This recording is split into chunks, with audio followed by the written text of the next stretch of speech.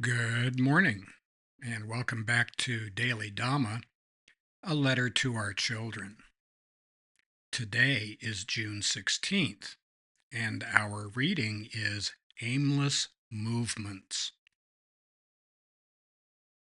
Psychotropic drugs can cause tardive dyskinesia, involuntary and repetitive writhing motions of the upper body, jaw, and facial muscles that are beyond the person's control.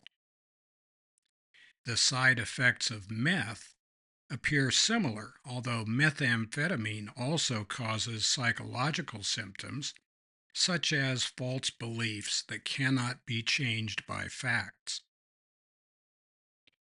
The rise in the use of both kinds of drugs is driven by spiritual tardive dyskinesia, in which whole societies act in stereotypical, aimless, and compulsively destructive ways that actively promote dysfunction.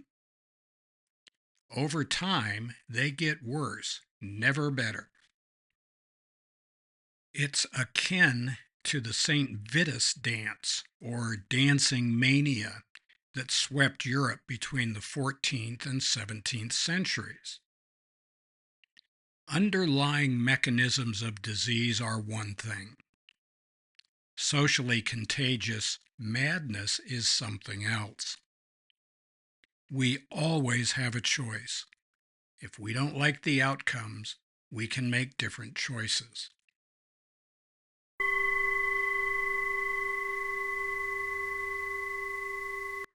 The theme of June is right action, and right action means taking care of things as they arise so that they don't turn into an insoluble problem down the road. There's a lot of folk wisdom that is pooh-poohed. A stitch in time saves nine. The grasshopper and the ant, the hare and the tortoise.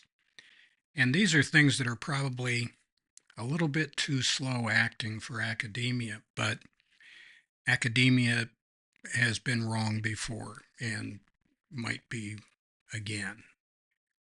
The kind of dysfunction that we see in large urban areas throughout the Western world is stuff that did not exist 20 years ago.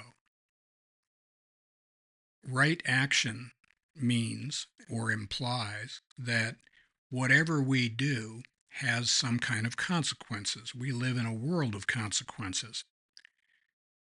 It's probably not the case that people sat down and said, how can we destroy great cities? How can we make them unlivable? How can we wreak as much havoc as possible? Probably. Nobody sat down and thought that out. I like to think that anyway. But here we are. And in a world of consequences, we have a choice every time we make decisions, and we can think about what the outcome is for society and for individuals. And the question needs to be asked, is this really the right action? Is this what we're supposed to be doing? There's a good case to be made that it is not.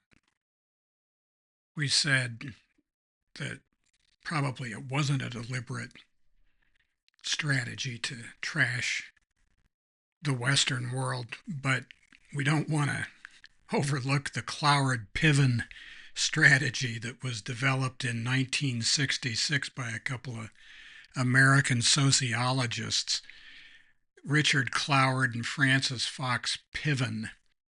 They wanted to overthrow the evil, wicked, mean, bad, and nasty capitalist system and usher in the millennium with a guaranteed basic income, and smart people like themselves, would be in charge of everything. So things would be, well, like paradise, I guess you might say. So happy trails to you until we meet again.